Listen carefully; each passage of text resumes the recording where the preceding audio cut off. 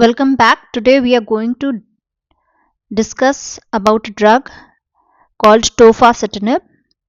We'll learn in detail about the mechanism of action, the pharmacokinetics, the indications for which it is being used in dermatology, the dosage, the adverse effects and the side effects of the drug, the contraindications where we should not use them, the baseline investigations, and how to monitor the drug. We'll also see into the drug interactions if there are any. It is one drug that is being prescribed very rapidly in dermatology nowadays.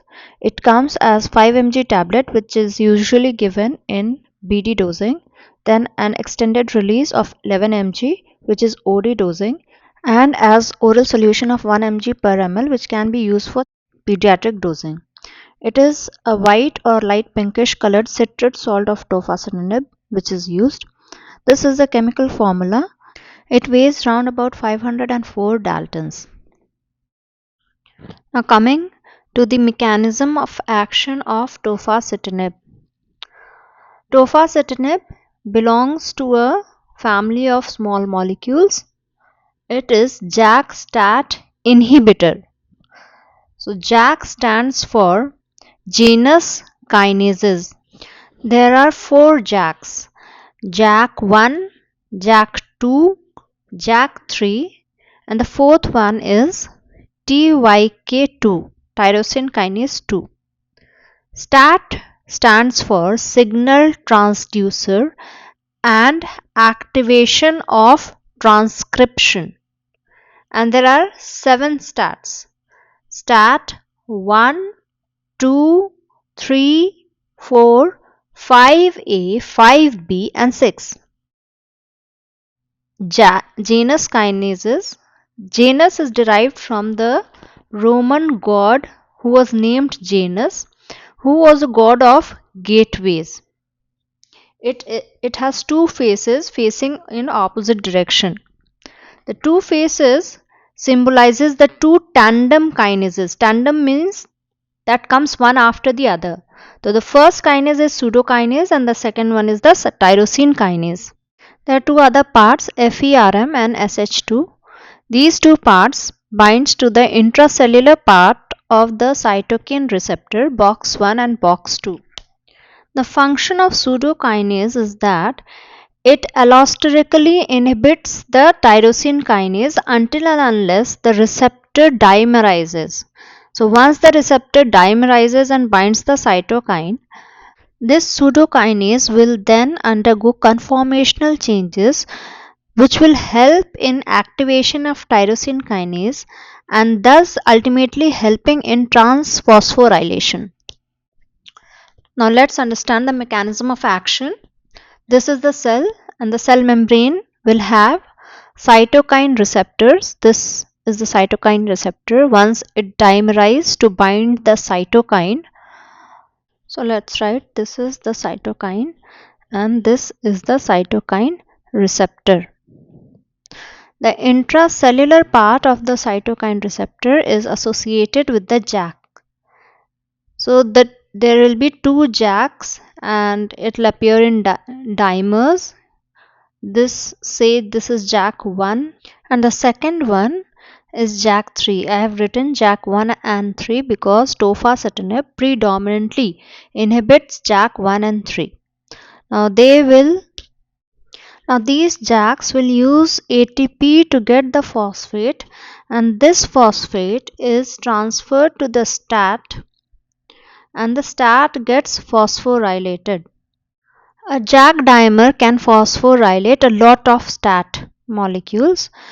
For JAK1 and 3, like for tofacitinib, the STATs mainly are STAT 1, 3, 4 and 5.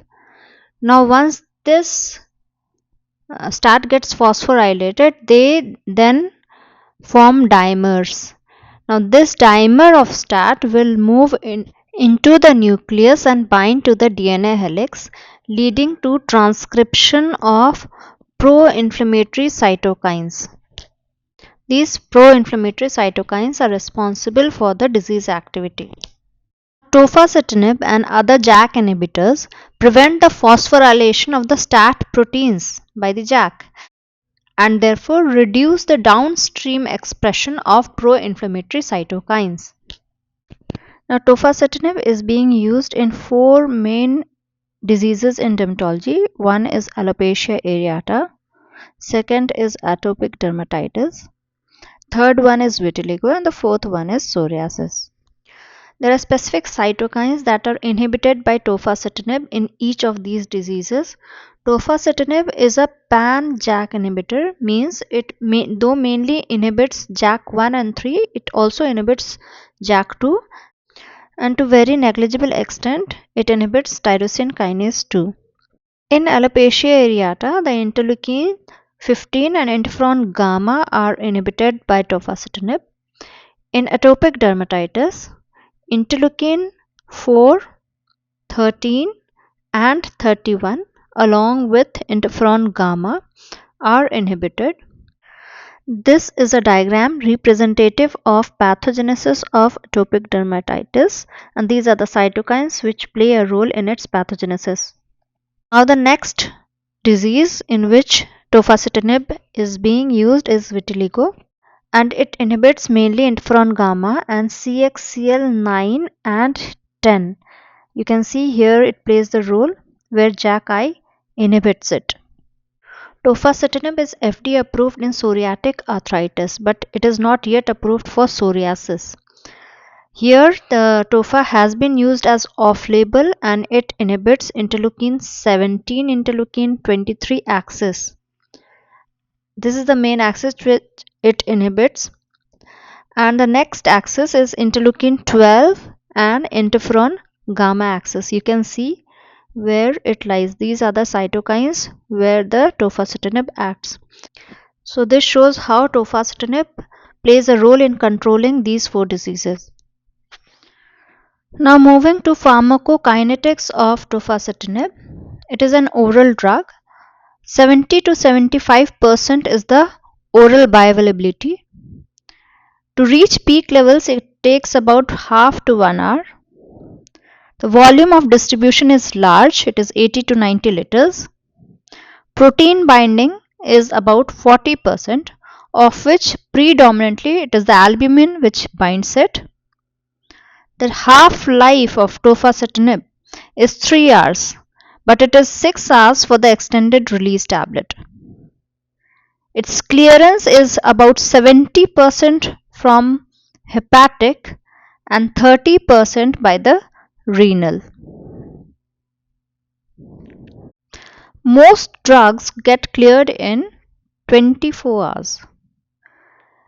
If there is BD dosing of the standard tofacitinib tablet, steady level reaches in about 1 or 2 days.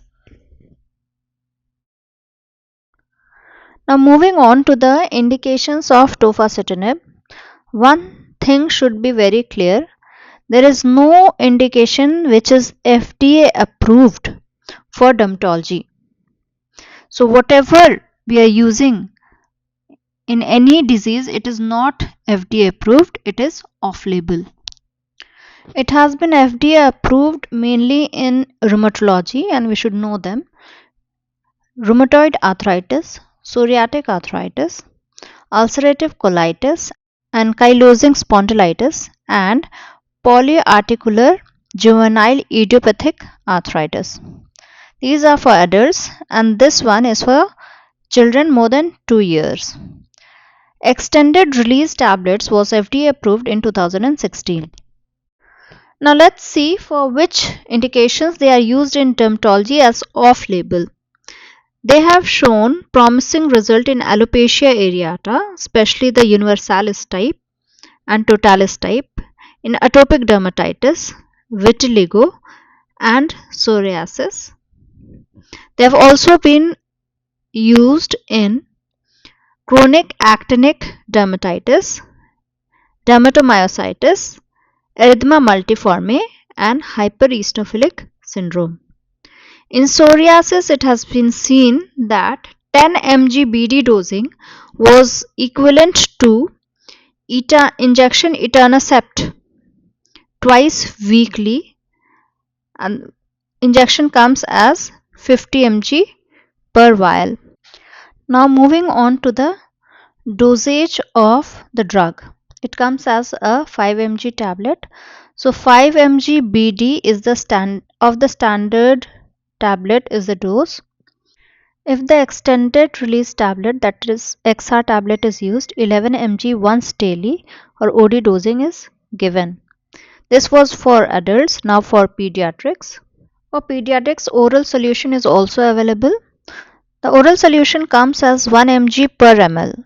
So 10 to 20 kg, 3.2 ml is used. 20 to 40 kg, less than 40, 4 ml is used, and if they are more than 40, normal 5 mg or 5 ml of the oral solution is used. Now we should know the adverse effects of tofacitinib. The most common ones are the infections, of which URTI is most common. Lipid abnormalities are very common, and rise in transaminases under hepatic. These three are the most common side effects and should be followed up. Now lesser than this but still common are infections like UTI, bronchitis, zoster, and herpes simplex virus and eczema herpeticum, especially in atopic dermatitis. Gastroenteritis presenting with nausea and diarrhea. All the penias and anemia is common. The absolute count, if it is less than 500 of lymphocyte and neutrophil and hemoglobin is less than 9 gram, you should stop the drug and work up the patient. You can also see increase in BP and decrease in heart rate, which is lesser common than the previously detailed side effects. If there is decreased GFR, the dose should be reduced. Dyspnea can be seen in some patients. Now coming to lesser known but very critical like TB, reactivation and opportunistic infections of bacteria, viral and even invasive fungal should be in your mind and should be looked after. Major adverse cardiac effects like increased in PR interval may be seen. Side effects like thromboembolism and malignancy are very rare but are reported in some trial. Very severe side effects but very rare are hepatotoxicity, GI perforation and anaphylaxis. And there are no contraindications for tofacitinib, but there are some boxed warnings. They are also known as black box warning, and this includes opportunistic infections, viral infections and invasive fungal infections as well.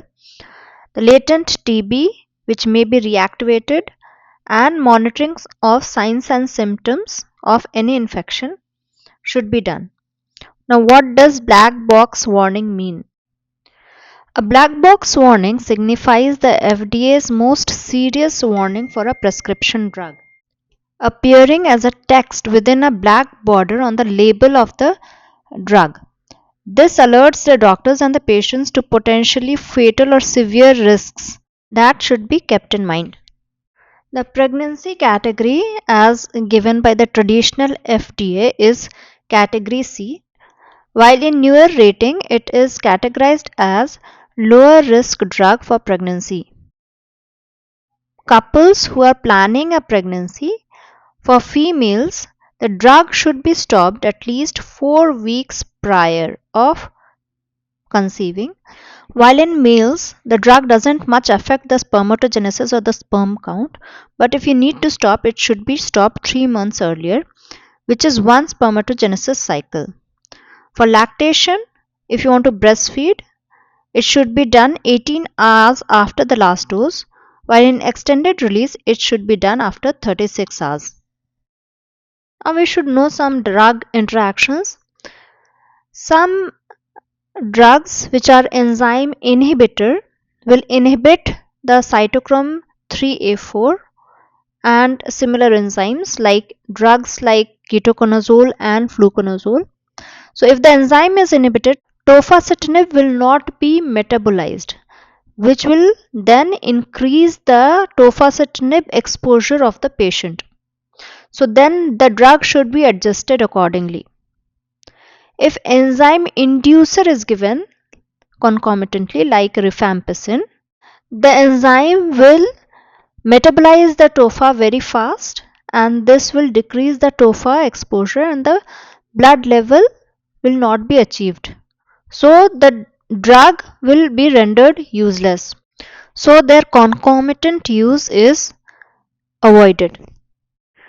Now if concomitantly some other immunosuppressant is also given like azathioprine, cyclosporin, mycophenolate mofetil, and even high dose of corticosteroid is given concomitantly, then there will be more immunosuppression and which will lead to easy susceptibility to infections and hematological penias and even anemia.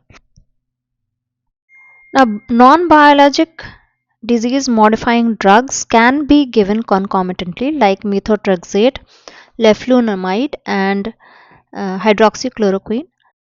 It can be given at minimal risk if used at rheumatological doses. Biologics and other JAK inhibitors should be avoided concomitantly to be used with tofacitinib. Now coming to vaccinations for tofacitinib, it is told that all age appropriate vaccines should be given to the patient, and it should be given at least 2 to 4 weeks prior to starting tofacitinib therapy. You can say 4 weeks should be the gap. The killed or inactivated vaccines can still be given during the tofacitinib therapy, but the response of the vaccine will be suboptimal, while the live vaccines should always be avoided during the therapy and for at least 4 to 6 weeks after discontinuation of the therapy. Now, why should it be avoided? The drug impairs the cellular immune responses that normally keep vaccine strains under control. So, if live vaccines are given, there is a risk of vaccine derived infection due to the blunted protective immunity. In adults, especially age above 50 years or any adult more than 18 years who are immunocompromised, these three vaccines, Shingrix, pneumococcal, and annual influenza vaccine, should be considered according to the patient history and situation. In children, vac- varicella vaccine should be considered if they have already not taken the vaccine or they haven't been exposed. So before starting the tofacitinib therapy, some baseline investigations after taking proper history and physical examination should be done, and it includes CBC, LFT, RFT, fasting lipid profile, and routine urine. To exclude any latent TB infection, a chest X-ray, PA view, and MAN2, and in appropriate cases, even IGRA can be included at baseline. For a female patient, to exclude pregnancy, a UPT can be done. All the viral markers like HIV, HBsAg, and anti-HCV should be done at the baseline. Now, during the therapy, a monitoring should be done of CBC, LFT, and fasting lipid profile. The first investigation, your first follow-up should be at 4 to 8 weeks of starting the therapy, and then every 3 monthly is recommended. Now I have tried to cover all aspects of for tofacitinib. Before ending, I would like to show this is the JAK inhibitors which are FDA approved in dermatology and the indications for which they are approved. We have come to the end of today's class. Thank you for listening. There are many other videos which may be useful for you. Till we meet in the next class, happy learning and bye.